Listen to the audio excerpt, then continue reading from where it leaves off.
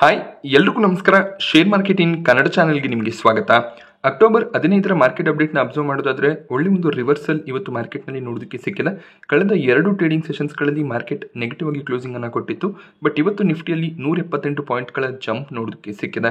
25,323 ಲೆವೆಲಲ್ಲಿ Nifty closing ಅನ್ನು ಕೊಟ್ಟಿದೆ. 0.7% ಜಂಪ್ ನಿಫ್ಟಿಯಲ್ಲಿ ನೋಡೋದಕ್ಕೆ ಸಿಕ್ತು.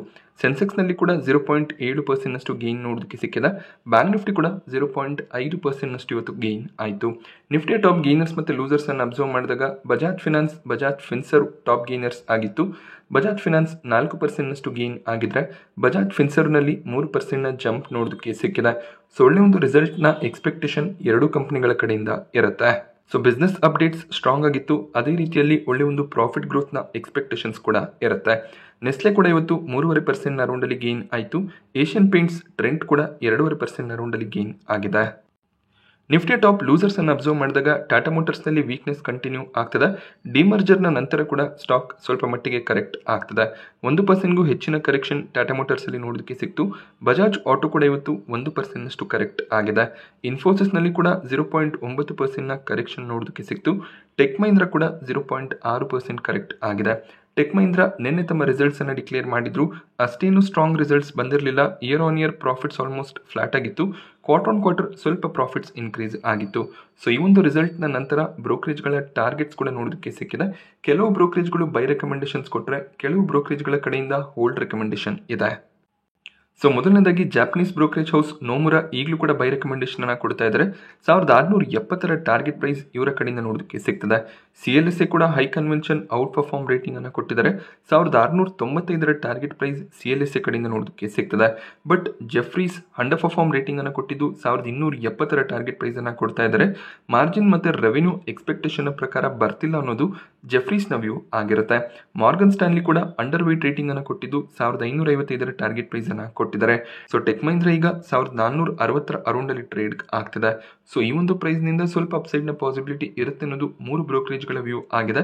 ಬಟ್ ಜೆಫ್ರೀಸ್ ತುಂಬಾನೇ ಲೋವರ್ ಸೈಡ್ ನಲ್ಲಿ ಟಾರ್ಗೆಟ್ಸ್ ಗಳನ್ನ ಕೊಟ್ಟಿದ್ದಾರೆ. ಹಾಗೆ ಆಕ್ಸಿಸ್ ಬ್ಯಾಂಕ್ ಕೂಡ ಇವತ್ತು 0.6% ಕರೆಕ್ಟ್ ಆಯಿತು. ಆಕ್ಸಿಸ್ ಬ್ಯಾಂಕ್ ಕೂಡ ಇವತ್ತು ತಮ್ಮ ರಿಸಲ್ಟ್ಸ್ ಅನ್ನು ಡಿಕ್ಲೇರ್ ಮಾಡಿದ್ದಾರೆ. ಮಾರ್ಕೆಟ್ ಅವರ್ಸ್ನ ನಂತರ ಈ ಒಂದು ರಿಸಲ್ಟ್ ನೋಡೋದಕ್ಕೆ ಸಿಕ್ಕಿದೆ. Profits year on year 26% fall ಆಗಿದೆ. 5090 ಕೋಟಿ ಪ್ರಾಫಿಟ್ಸ್ ಅನ್ನ ಆಕ್ಸಿಸ್ ಬ್ಯಾಂಕ್ ಈ ಒಂದು ಕ್ವಾರ್ಟರ್ ನಲ್ಲಿ ಡಿಕ್ಲೇರ್ ಮಾಡಿದ್ದಾರೆ. ಸೊ ಲಾಸ್ಟ್ ಕ್ವಾರ್ಟರ್ ನಲ್ಲಿ 5806 ಕೋಟಿಯ ಪ್ರಾಫಿಟ್ಸ್ ಬಂದಿತ್ತು. 2024 ಸೆಪ್ಟೆಂಬರ್ ನಲ್ಲಿ 6917 ಕೋಟಿ ಪ್ರಾಫಿಟ್ಸ್ ಅನ್ನ ಡಿಕ್ಲೇರ್ ಮಾಡಿದ್ರು.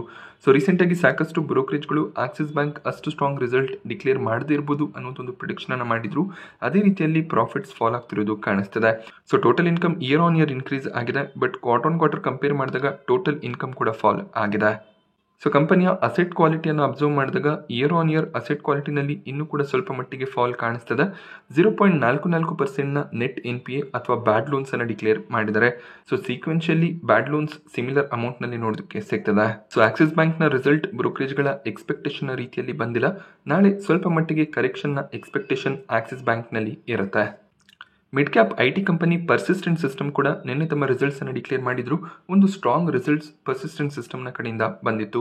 ಹಾಗೆ ಬ್ರೋಕರೇಜ್ಗಳು ತಮ್ಮ ಟಾರ್ಗೆಟ್ಸ್ ಗಳನ್ನು ಕೂಡ ಇನ್ಕ್ರೀಸ್ ಮಾಡಿದ್ದಾರೆ. CLSA high convention out perform rating ಅನ್ನು ಕೊಟ್ಟಿದ್ದು 8270 ಟಾರ್ಗೆಟ್ ಪ್ರೈಸ್ ಅನ್ನು ಕೊಡ್ತಾ ಇದ್ದಾರೆ. ಒಂದು ಸ್ಟ್ರಾಂಗ್ ರಿಸಲ್ಟ್ ಪರ್ಸಿಸ್ಟೆಂಟ್ ಸಿಸ್ಟಮ್ ನ ಕಡೆಯಿಂದ ಬಂದಿದೆ. ಆರ್ಡರ್ ಬುಕ್ ಸ್ಟ್ರಾಂಗ್ ಆಗಿದೆ. ಮುಂದಿನ ಕ್ವಾರ್ಟರ್ಗಳಲ್ಲಿ ಕೂಡ ಒಳ್ಳೆ ಒಂದು ರೆವೆನ್ಯೂ ಮತ್ತೆ ಮಾರ್ಜಿನ್ ಗ್ರೋತ್ ನ ಎಕ್ಸ್ಪೆಕ್ಟೇಷನ್ ಇರುತ್ತೆ ಅನ್ನೋದು CLSA ವ್ಯೂ ಆಗಿರುತ್ತೆ. ಈಗ ಪರ್ಸಿಸ್ಟೆಂಟ್ ಸಿಸ್ಟಮ್ 5700 ಅರೌಂಡಲ್ಲಿ ಟ್ರೇಡ್ ಆಗ್ತದೆ. ಹಾಗೆಯೇ JP ಮಾರ್ಗನ್ ಕೂಡ ಓವರ್ ವೇಟ್ ರೇಟಿಂಗ್ ಅನ್ನು ಕೊಟ್ಟು 7400 ಟಾರ್ಗೆಟ್ ಪ್ರೈಸ್ ಅನ್ನು ಕೊಟ್ಟಿದ್ದಾರೆ. HSBC ಕೂಡ ಹೋಲ್ಡ್ ರೆಕಮೆಂಡೇಶನ್ ಕೊಟ್ಟಿದ್ದು 6000 ಟಾರ್ಗೆಟ್ಸ್ ಅನ್ನು ಕೊಡ್ತಾ ಇದ್ದಾರೆ. ಈಗೇನು ಪರ್ಸಿಸ್ಟೆಂಟ್ ಸಿಸ್ಟಮ್ ಟ್ರೇಡ್ ಆಗ್ತದೆ, ಈ ಒಂದು ಪ್ರೈಸ್ ನಿಂದ ಇನ್ನಷ್ಟು ಅಪ್ಸೈಡ್ ನ ಪಾಸಿಬಿಲಿಟಿ ಇರುತ್ತೆ ಅನ್ನೋದೇ ಬ್ರೋಕರೇಜ್ಗಳ ವ್ಯೂ ಆಗಿರುತ್ತೆ. ಸೊ ಲಾರ್ಜ್ ಕ್ಯಾಪ್ IT ಕಂಪನಿಗಳಿಗೆ ಕಂಪೇರ್ ಮಾಡಿದಾಗ ಮಿಡ್ ಕ್ಯಾಪ್ IT ಕಂಪನಿಗಳೇ ಸ್ಟ್ರಾಂಗ್ ಪರ್ಫಾರ್ಮೆನ್ಸ್ ಅನ್ನ ಕೊಡ್ತದೆ. HDFC AMC ಕೂಡ ಇವತ್ತು ತಮ್ಮ ರಿಸಲ್ಟ್ಸ್ ಅನ್ನು ಡಿಕ್ಲೇರ್ ಮಾಡಿದ್ರು. Net profits year on year 25% increase ಆಗಿದೆ. 718 ಕೋಟಿ ಪ್ರಾಫಿಟ್ಸ್ ಅನ್ನ HDFC AMC ಈ ಒಂದು ಕ್ವಾರ್ಟರ್ ನಲ್ಲಿ ಡಿಕ್ಲೇರ್ ಮಾಡಿದ್ದಾರೆ. But quarter on quarter compare ಮಾಡಿದಾಗ ಪ್ರಾಫಿಟ್ಸ್ ಸ್ವಲ್ಪ ಫಾಲ್ ಆಗಿದೆ. ಲಾಸ್ಟ್ ಕ್ವಾರ್ಟರ್ ನಲ್ಲಿ 748 ಕೋಟಿಯ ಪ್ರಾಫಿಟ್ಸ್ ಡಿಕ್ಲೇರ್ ಆಗಿತ್ತು. ಸೆಪ್ಟೆಂಬರ್ 2024ರಲ್ಲಿ 577 ಕೋಟಿ ಪ್ರಾಫಿಟ್ಸ್ ಮಾತ್ರ ನೋಡೋದಕ್ಕೆ ಸಿಕ್ಕಿತ್ತು. So here on year performance strong ಆಗಿದೆ. ಬಟ್ ಕ್ವಾರ್ಟರ್ ಆನ್ ಕ್ವಾರ್ಟರ್ ಸ್ವಲ್ಪ ಮಟ್ಟಿಗೆ ಪ್ರಾಫಿಟ್ಸ್ ಫಾಲ್ ಆಗ್ತದೆ. ಸೊ ಮಾರ್ಕೆಟ್ ಅವರ್ಸ್ನಲ್ಲೇ ರಿಸಲ್ಟ್ಸ್ ನೋಡೋದಕ್ಕೆ ಸಿಕ್ತು. HDFC AMC 3% ಗೇನ್ ಆಗಿದೆ. So here on year performance strong ಆಗಿ ಕಾಣಿಸ್ತಿರೋದ್ರಿಂದ ಸ್ಟಾಕ್ನಲ್ಲಿ ಮೊಮೆಂಟಮ್ ನೋಡೋದಕ್ಕೆ ಸಿಕ್ಕಿದೆ. ಹಾಗೆ ಕಂಪನಿ ಬೋನಸ್ ಅನ್ನು ಕೂಡ ಅನೌನ್ಸ್ ಮಾಡಿದರೆ 1:1 ರೇಷಿಯೋನಲ್ಲಿ ಬೋನಸ್ ಅಲಾಟ್ ಆಗುತ್ತೆ. ಇದಕ್ಕೆ ಇನ್ನಷ್ಟೇ ಕಂಪನಿ ರೆಕಾರ್ಡ್ ಡೇಟ್ ಅನ್ನು ಫೈನಲೈಸ್ ಮಾಡಬೇಕಾಗಿದೆ. ಓಲಾ ಎಲೆಕ್ಟ್ರಿಕ್ ಮೊಬಿಲಿಟಿ ಸ್ಟಾಕ್ ಪ್ರೈಸ್ನಲ್ಲಿ 5% ಅಪರ್ ಸರ್ಕ್ಯೂಟ್ ಇವತ್ತು ನೋಡೋದಕ್ಕೆ ಸಿಕ್ತು. ಇದಕ್ಕೆ ರೀಸನ್ ಕಂಪನಿ ಮಾಡಿದಂಥ ಒಂದು ಅನೌನ್ಸ್ಮೆಂಟ್ ಆಗಿರುತ್ತೆ. ಸೊ ಇದೊಂದು ವೆಹಿಕಲ್ ಕಂಪನಿ ಆಗಿರೋದ್ರಿಂದ ವೆಹಿಕಲ್ ಪ್ರಾಡಕ್ಟ್ಸ್ಗಳನ್ನು ಲಾಂಚ್ ಮಾಡ್ತಾ ಇರ್ತಾರೆ. ಬಟ್ ಈಗೊಂದು ನಾನ್ ವೆಹಿಕಲ್ ಪ್ರಾಡಕ್ಟ್ ಲಾಂಚ್ ಆಗಿದೆ. ಸೊ ಎನರ್ಜಿ ಸೆಗ್ಮೆಂಟಲ್ಲಿ ಹೊಸ ಒಂದು ಪ್ರಾಡಕ್ಟನ್ನು ಲಾಂಚ್ ಮಾಡ್ತೀವಿ ಅಂತ ಕಂಪನಿ ಹೇಳಿದ್ದಾರೆ. ಸೊ ಈ ಒಂದು ಅನೌನ್ಸ್ಮೆಂಟ್ನ ನಂತರ ಸ್ಟಾಕ್ನಲ್ಲಿ ಒಳ್ಳೆ ಒಂದು ಜಂಪ್ ನೋಡೋದಕ್ಕೆ ಸಿಕ್ಕಿದೆ. ಸೊ ಈ ಒಂದು ಪ್ರಾಡಕ್ಟ್ನ ಹೆಸರು ಓಲಾ ಶಕ್ತಿ ಆಗಿರುತ್ತೆ ಅನ್ನೋದು ಕಂಪನಿಯ ಒಂದು ಸ್ಟೇಟ್ಮೆಂಟ್ ಆಗಿದೆ. ಸೊ ರೀಸೆಂಟಾಗಿ ಇಕ್ಸಿಗೋನಲ್ಲಿ ಪ್ರೋಸೆಸ್ 10% ಸ್ಟೇಕನ್ನು ಬೈ ಮಾಡ್ಕೊಂಡಿದ್ರು. ಈಗ ಮತ್ತೆ 5.33% ಸ್ಟೇಕನ್ನು ಬೈ ಮಾಡ್ಕೊಂಡಿದ್ದಾರೆ. ಸೊ ಟೋಟಲ್ ಸ್ಟೇಕ್ ಈಗ 15%ಗೂ ಹೆಚ್ಚಾಗಿ ಕಾಣಿಸ್ತದೆ. ಸೊ ಪ್ರಮೋಟರ್ಸ್ಗಳು ಇಲ್ಲಿ ತಮ್ಮ ಸ್ಟೇಕನ್ನು ಈ ಇನ್ವೆಸ್ಟರ್ಸ್ಗೆ ಸೆಲ್ ಮಾಡಿರೋದು ಕಾಣಿಸ್ತದೆ. ಸೊ ಈ ಒಂದು ನ್ಯೂಸ್ನಿಂದ ಸ್ಟಾಕ್ನಲ್ಲಿ 5% ಜಂಪ್ ಕೂಡ ನೋಡೋದಕ್ಕೆ ಸಿಕ್ಕಿದೆ. ಸೊ ಪ್ರಮೋಟರ್ಸ್ ಈ ಒಂದು ಅಮೌಂಟನ್ನು AI-ನಲ್ಲಿ ಇನ್ವೆಸ್ಟ್ ಮಾಡ್ತೀವಿ ಅಂತ ಹೇಳಿದರೆ ಇದರಿಂದ ಬಿಸ್ನೆಸ್ ಇನ್ನಷ್ಟು ಗ್ರೋ ಆಗುತ್ತೆ ಅನ್ನೋದು ಇನ್ವೆಸ್ಟರ್ಸ್ಗಳ ವ್ಯೂ ಆಗಿರ್ಬೋದು. GR ಇನ್ಫ್ರಾ ಪ್ರಾಜೆಕ್ಟ್ಸ್ ಪ್ರಿಮೈಸಸ್ನಲ್ಲಿ IT ಡಿಪಾರ್ಟ್ಮೆಂಟ್ನ ಕಡೆಯಿಂದ ಸರ್ಚ್ ಆಪರೇಷನ್ಸ್ ಆಗಿದೆ. ಈ ರೀತಿಯಲ್ಲಿ IT ED ರೈಡ್ ನ್ಯೂಸ್ ಬಂದಾಗ ಸ್ಟಾಕ್ ಸ್ವಲ್ಪ ನೆಗೆಟಿವ್ ಆಗಿ ರಿಯಾಕ್ಟ್ ಮಾಡುತ್ತೆ. ಸೊ ಅದೇ ರೀತಿಯಲ್ಲಿ GR ಇನ್ಫ್ರಾ ಪ್ರಾಜೆಕ್ಟ್ನ ಸ್ಟಾಕ್ ಕೂಡ ಇವತ್ತು 3% ಡೌನ್ ಆಗಿದೆ. ಇದ್ರ ಬಗ್ಗೆ ಕಂಪನಿ ಕ್ಲಾರಿಫಿಕೇಶನ್ಸ್ ಅನ್ನು ಕೊಡಬೇಕಾಗುತ್ತೆ. ಈ ಒಂದು ಸರ್ಚ್ನಿಂದ ಏನೆಲ್ಲ ಇಂಪ್ಯಾಕ್ಟ್ ಆಗಿದೆ ಅಥವಾ ಯಾವುದೇ ರೀತಿಯ ಒಂದು ಇಂಪ್ಯಾಕ್ಟ್ ಆಗಿಲ್ಲ ಅನ್ನುವಂಥ ಕ್ಲಾರಿಫಿಕೇಶನ್ಸ್ ಬಂದಾಗ ಸ್ವಲ್ಪ ಸ್ಟಾಕ್ ರಿಕವರ್ ಆಗುತ್ತೆ. LG ಎಲೆಕ್ಟ್ರಾನಿಕ್ಸ್ ನಿನ್ನೆ ಮಾರ್ಕೆಟ್ನಲ್ಲಿ ಲಿಸ್ಟ್ ಆಗಿತ್ತು. ಒಳ್ಳೆ ಒಂದು ಲಿಸ್ಟಿಂಗ್ ನೋಡೋದಕ್ಕೆ ಸಿಕ್ಕಿತ್ತು. ಬಟ್ ಇವತ್ತು ಸ್ವಲ್ಪ ಫ್ಲಾಟ್ ಆಗಿ ಸ್ಟಾಕ್ ಟ್ರೇಡ್ ಆಗಿದೆ. ಸೊ 1700 ಮೇಲ್ಗಡೆ ಸ್ಟಾಕ್ ಹೋಗಿದ್ರು ಕೂಡ ಆ ಲೆವೆಲಲ್ಲಿ ಸಸ್ಟೈನ್ ಆಗ್ತಿಲ್ಲ. ಅಲ್ಲಿಂದ ಸ್ವಲ್ಪ ಸೆಲ್ಲಿಂಗ್ ಪ್ರೆಷರ್ ಬರ್ತದೆ. ಈಗಲೂ ಕೂಡ 45% ಪ್ರೀಮಿಯಂನಲ್ಲಿ ಈ ಒಂದು ಸ್ಟಾಕ್ ಟ್ರೇಡ್ ಆಗ್ತದೆ. ಸೊ ಸಾಕಷ್ಟು ಜನ ಕ್ವೆರಿಯನ್ನು ಕೂಡ ಕೇಳಿದ್ರಿ, ಈ ಒಂದು ಸ್ಟಾಕನ್ನು ಲಾಂಗ್ ಟರ್ಮ್ಗೆ ಹೋಲ್ಡ್ ಮಾಡೋದಾ ಅಥವಾ ಏನು ಅಲಾಟ್ಮೆಂಟ್ ಆಗಿದೆ ಅದರಲ್ಲಿ ಪ್ರಾಫಿಟ್ಸನ್ನು ತಗೊಳ್ಳೋದಾ ಅಂತ. ಸೊ ಸೇಫರ್ ಸೈಡ್ಗೆ 7-8 ಶೇರ್ಸ್ಗಳನ್ನು ಸೆಲ್ ಮಾಡಿ ಸ್ವಲ್ಪ ಪ್ರಾಫಿಟ್ಸನ್ನು ತಗೋಬೋದಾಗುತ್ತೆ. ಮಿಕ್ಕಿರುವಂಥ ಶೇರ್ಸ್ಗಳನ್ನು ಲಾಂಗ್ ಟರ್ಮ್ಗೆ ಕಂಟಿನ್ಯೂ ಮಾಡ್ಬೋದು.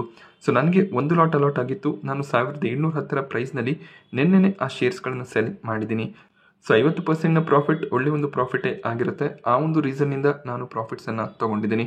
ಸೊ ನೀವು ಲಾಂಗ್ ಟರ್ಮ್ ವ್ಯೂವನ್ನು ಇಟ್ಕೊಂಡಿದ್ರೆ ಶೇರ್ಸ್ಗಳನ್ನು ಕಂಟಿನ್ಯೂ ಮಾಡ್ಬೋದು.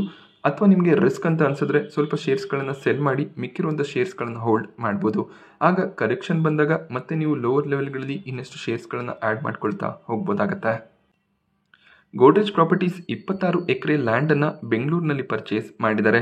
ಸರ್ಜಾಪುರ್ ಏರಿಯಾನಲ್ಲಿ ಈ ಒಂದು ಲ್ಯಾಂಡ್ ಪರ್ಚೇಸ್ ಆಗಿದೆ. ಅಲ್ಲಿ ಅವರು ಅಪಾರ್ಟ್ಮೆಂಟ್ಸ್ಗಳನ್ನು ಕನ್ಸ್ಟ್ರಕ್ಟ್ ಮಾಡ್ತಾರೆ. ಈ ಒಂದು ಅಪಾರ್ಟ್ಮೆಂಟ್ ಸೇಲ್ಸ್ನಿಂದ 1100 ಕೋಟಿ ರೆವೆನ್ಯೂ ಆಪರ್ಚುನಿಟಿ ಇದೆ ಅಂತ ಗೋಡ್ರೇಜ್ ಪ್ರಾಪರ್ಟೀಸ್ ಎಕ್ಸ್ಚೇಂಜಸ್ಗೆ ಮಾಹಿತಿಯನ್ನು ಕೊಟ್ಟಿದ್ದಾರೆ. ಈ ನ್ಯೂಸ್ನಿಂದ ಸ್ಟಾಕ್ ಇವತ್ತು 3% ಗೇನ್ ಆಗಿದೆ. ಹಾಗೆ ಸಾಕಷ್ಟು ರಿಯಲ್ ಎಸ್ಟೇಟ್ ಕಂಪನಿಗಳು ಇವತ್ತು ಸ್ಟ್ರಾಂಗ್ ಆಗಿ ಪರ್ಫಾರ್ಮ್ ಮಾಡಿದೆ. ಅಕ್ಟೋಬರ್ನ ಫೆಡ್ ಮೀಟಿಂಗ್ನಲ್ಲಿ ರೇಟ್ ಕಟ್ನ ಪಾಸಿಬಿಲಿಟಿ ಇರುತ್ತೆ ಅನ್ನುವಂಥ ಒಂದು ನ್ಯೂಸ್ ಕೂಡ ಗೋಡ್ರೇಜ್ ಪ್ರಾಪರ್ಟೀಸ್ ಅಥವಾ ಬೇರೆ ರಿಯಲ್ ಎಸ್ಟೇಟ್ ಕಂಪನಿಗಳ ಮೊಮೆಂಟಮ್ಗೆ ಕಾರಣ ಆಗಿದೆ. ಸೊ US-ನಲ್ಲಿ ರೇಟ್ ಕಟ್ಸ್ ಬಂದಾಗ RBI ಕೂಡ ರೇಟ್ ಕಟ್ಸನ್ನು ಮಾಡುವಂಥ ಪಾಸಿಬಿಲಿಟೀಸ್ ಇರುತ್ತೆ. ರೇಟ್ ಕಟ್ಸ್ ಆದಾಗ ಹೋಮ್ ಲೋನ್ಸ್ಗಳ ಇಂಟ್ರೆಸ್ಟ್ ರೇಟ್ ಕೂಡ ಕಡಿಮೆ ಆಗುತ್ತೆ. ಅದು ರಿಯಲ್ ಎಸ್ಟೇಟ್ ಕಂಪನಿಗಳಿಗೆ ಪಾಸಿಟಿವ್ ಆಗಿರುತ್ತೆ. ಹ್ಯುಂಡೈ ಮೋಟಾರ್ಸ್ ಭಾರತದಲ್ಲಿ 45,000 ಕೋಟಿ ಇನ್ವೆಸ್ಟ್ಮೆಂಟನ್ನು ಮುಂದಿನ 5 ವರ್ಷದಲ್ಲಿ ಮಾಡ್ತೀವಿ ಅಂತ ಹೇಳಿದರೆ ಮ್ಯಾನುಫ್ಯಾಕ್ಚರಿಂಗ್ ಮತ್ತು ರಿಸರ್ಚ್ ಸೆಗ್ಮೆಂಟ್ನಲ್ಲಿ ಎಕ್ಸ್ಪಾನ್ಷನ್ ಮಾಡೋದಕ್ಕೆ ಈ ಒಂದು ಇನ್ವೆಸ್ಟ್ಮೆಂಟ್ ಆಗ್ತದೆ. ಸೊ ಭಾರತದ ಮಾರ್ಕೆಟ್ನಿಂದ 1 ಲಕ್ಷ ಕೋಟಿ ರೆವೆನ್ಯೂಸ್ ಪ್ರತಿ ವರ್ಷ ಜನರೇಟ್ ಮಾಡೋದು ನಮ್ಮ ಉದ್ದೇಶ ಆಗಿರುತ್ತೆ ಅಂತ ಹ್ಯುಂಡೈ ಮೋಟಾರ್ಸ್ನ ಮ್ಯಾನೇಜ್ಮೆಂಟ್ ಸ್ಟೇಟ್ಮೆಂಟನ್ನು ಕೊಟ್ಟಿದ್ದಾರೆ. ಪವರ್ ಮೆಕ್ ಪ್ರಾಜೆಕ್ಟ್ಸ್ಗೆ 2500 ಕೋಟಿಯ ಆರ್ಡರ್ BHELನ ಕಡೆಯಿಂದ ಸಿಕ್ಕಿದೆ.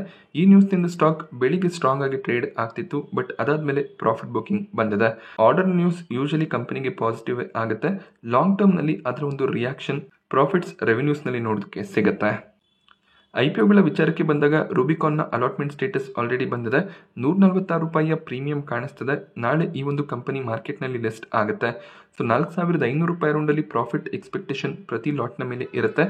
ಸೊ ಈ ಒಂದು ಕಂಪನಿಯಲ್ಲಿ ಪ್ರಾಫಿಟ್ ಬುಕಿಂಗ್ ಮಾಡ್ಕೊಳ್ಳೋದು ಬೆಟರ್ ಆಯ್ಕೆ ಆಗುತ್ತೆ. ಕೆನರಾ ರೋಬೆಕೋ AMCನಲ್ಲಿ ಕೂಡ ಪ್ರೀಮಿಯಂ ಸ್ಟ್ರಾಂಗ್ ಆಗಿ ಜಂಪ್ ಆಗಿದೆ. 15 ರೂಪಾಯಿಯ ಪ್ರೀಮಿಯಂ ಕಾಣಿಸ್ತದೆ. 5-6% ಲಿಸ್ಟಿಂಗ್ ಎಕ್ಸ್ಪೆಕ್ಟೇಷನ್ ಇರುತ್ತೆ. ಈ ಒಂದು ಕಂಪನಿಯಲ್ಲಿ ಲಾಂಗ್ ಟರ್ಮ್ ಪರ್ಸ್ಪೆಕ್ಟಿವ್ ಅನ್ನು ಇಟ್ಕೋಬಹುದು ಅಂತ ಅನಲಿಸ್ಟ್ಗಳು ಪ್ರಿಡಿಕ್ಟ್ ಮಾಡ್ತಿದ್ದಾರೆ. AMC ಬಿಸ್ನೆಸ್ ಆಗಿರೋದ್ರಿಂದ ಮುಂದಿನ ದಿನಗಳಲ್ಲಿ ಗ್ರೋತ್ನ ಎಕ್ಸ್ಪೆಕ್ಟೇಷನ್ ಇರುತ್ತೆ. ಭಾರತದಲ್ಲಿ ಮ್ಯೂಚುವಲ್ ಫಂಡ್ ಇಂಡಸ್ಟ್ರಿ ಮುಂದಿನ 5-10 ವರ್ಷಗಳಲ್ಲಿ ಸ್ಟ್ರಾಂಗ್ ಆಗಿ ಗ್ರೋ ಆಗುತ್ತೆ ಅನ್ನೋದು ಸಾಕಷ್ಟು ಅನಲಿಸ್ಟ್ಗಳ ವ್ಯೂ ಆಗಿರುತ್ತೆ. ಹಾಗೆ ಸಾಕಷ್ಟು ಕಂಪನಿಗಳು AMC ಬಿಸ್ನೆಸ್ಗೆ ಎಂಟರ್ ಕೂಡ ಆಗ್ತಿರೋದ್ರಿಂದ ಕಾಂಪಿಟೇಷನ್ ರಿಸ್ಕ್ ಕೂಡ ಇರುತ್ತೆ. ಸೊ ಗ್ರೋತ್ನ ಪ್ರಾಸ್ಪೆಕ್ಟಿವ್ಸ್ ಇರೋದ್ರಿಂದ ಲಾಂಗ್ ಟರ್ಮ್ಗೆ ಖಂಡಿತವಾಗ್ಲೂ ಕಂಟಿನ್ಯೂ ಮಾಡ್ಬೋದು. ಕೆನರಾ HSBC ಲೈಫ್ ಇನ್ಶೂರೆನ್ಸ್ನಲ್ಲಿ ಪ್ರೀಮಿಯಂ 0 ಕಾಣಿಸ್ತದೆ. ಅಲಾಟ್ಮೆಂಟನ್ನು ಇವತ್ತು ಸಂಜೆ ಅಥವಾ ನಾಳೆ ಬೆಳಿಗ್ಗೆ ನೀವು ಎಕ್ಸ್ಪೆಕ್ಟ್ ಮಾಡ್ಬೋದಾಗುತ್ತೆ. ಈ ಒಂದು IPOನಲ್ಲಿ ಯಾವುದೇ ರೀತಿಯ ಪ್ರೀಮಿಯಂ ಕಾಣಿಸ್ತಿಲ್ಲ. ಹಾಗೆ ರಿಟೇಲ್ ಕ್ಯಾಟಗರಿ ಕಂಪ್ಲೀಟ್ ಆಗಿ ಸಬ್ಸ್ಕ್ರೈಬ್ ಆಗಿಲ್ಲ. ಯಾರೆಲ್ಲ ಅಪ್ಲಿಕೇಶನ್ ಹಾಕಿದ್ದೀರಾ ಎಲ್ರಿಗೂ ಕೂಡ ಅಲಾಟ್ಮೆಂಟ್ ಸಿಗುತ್ತೆ. ಸೊ ಟಾಟಾ ಕ್ಯಾಪಿಟಲ್ನಲ್ಲಿ ಕೂಡ ಯಾವುದೇ ರೀತಿಯ ಪ್ರೀಮಿಯಂ ಇರಲಿಲ್ಲ, ಬಟ್ ಸ್ಟಿಲ್ ಪಾಸಿಟಿವ್ ಆಗಿ ಸ್ಟಾಕ್ ಲಿಸ್ಟ್ ಆಗಿತ್ತು. ಅಕಸ್ಮಾತ್ ಪಾಸಿಟಿವ್ ಆಗಿ ಲಿಸ್ಟ್ ಆದರೆ ಅಲ್ಲಿ ಎಕ್ಸಿಟ್ ಆಗೋ ಬಗ್ಗೆ ಕೂಡ ಯೋಚನೆ ಮಾಡ್ಬೋದಾಗುತ್ತೆ. ಮಿಡ್ವೆಸ್ಟ್ IPO ಇವತ್ತು ಸಬ್ಸ್ಕ್ರಿಪ್ಷನ್ಗೆ ಓಪನ್ ಆಯಿತು. ನಿನ್ನೆ ಕೇವಲ 25 ರೂಪಾಯಿಯ ಪ್ರೀಮಿಯಂ ಕಾಣಿಸ್ತಿತ್ತು, ಬಟ್ ಇವತ್ತು 170 ರೂಪಾಯಿಯ ಪ್ರೀಮಿಯಂ ಕಾಣಿಸ್ತದೆ. ಇಲ್ಲೂ ಕೂಡ 16% ಲಿಸ್ಟಿಂಗ್ ಗೇನ್ನ ಎಕ್ಸ್ಪೆಕ್ಟೇಷನ್ ಇರುತ್ತೆ. ರಿಟೇಲ್ ಕ್ಯಾಟಗರಿ ಮೊದಲನೇ ದಿನನೇ 1.6 ಟೈಮ್ ಸಬ್ಸ್ಕ್ರೈಬ್ ಆಗಿದೆ. QIBs ಯೂಶಲಿ ಮೊದಲನೇ ದಿನ ಎಂಟರ್ ಆಗೋದಿಲ್ಲ. ಸಬ್ಸ್ಕ್ರಿಪ್ಷನ್ QIBs ಕಡೆಯಿಂದ ಮೊದಲನೇ ದಿನ ನೋಡೋದಕ್ಕೆ ಸಿಕ್ಕಿದೆ. HNI ಕ್ಯಾಟಗರಿ 4.3 ಟೈಮ್ನಷ್ಟು ಸಬ್ಸ್ಕ್ರೈಬ್ ಆಗಿದೆ. ಟೋಟಲ್ ಆಗಿ ಇಶ್ಯೂ ಮೊದಲನೇ ದಿನನೇ 2 ಟೈಮ್ ಸಬ್ಸ್ಕ್ರೈಬ್ ಆಗ್ತದೆ. ಸೊ ಈ ಒಂದು IPOನಲ್ಲಿ ಕೂಡ ಒಳ್ಳೆ ಒಂದು ಲಿಸ್ಟಿಂಗ್ನ ಎಕ್ಸ್ಪೆಕ್ಟೇಷನ್ ಕಾಣಿಸ್ತಿದೆ. ಬಟ್ ಕೊನೆ ದಿನದವರೆಗೂ ವೆಯ್ಟ್ ಮಾಡಿ ಆಮೇಲೆ ಅಪ್ಲಿಕೇಶನನ್ನು ಹಾಕ್ಬೋದು. ಶುಕ್ರವಾರ ಕೊನೆ ದಿನ ಆಗಿರುತ್ತೆ. ಅವತ್ತು ಗ್ರೇ ಮಾರ್ಕೆಟ್ ಪ್ರೀಮಿಯಂ ಅಬ್ಸರ್ವ್ ಮಾಡಿ ಡಿಸಿಷನನ್ನು ತಗೋಬೋದಾಗುತ್ತೆ. ಸೊ ನಾನಿವತ್ತು ನಿಮಗೆ ಮಾರ್ಕೆಟ್ನ ಬಗ್ಗೆ ಕೊಟ್ಟಂಥ ಇನ್ಫಾರ್ಮೇಷನ್ ಇಷ್ಟ ಆದರೆ ವಿಡಿಯೋನ ಲೈಕ್ ಮಾಡಿ. ಹಾಗೆ ಇದೇ ರೀತಿಯ ಮಾರ್ಕೆಟ್ ಅಪ್ಡೇಟ್ಸ್ಗಳಿಗೋಸ್ಕರ ಚಾನಲ್ನ ಸಬ್ಸ್ಕ್ರೈಬ್ ಮಾಡ್ಕೊಳ್ಳಿ. Thank you friends.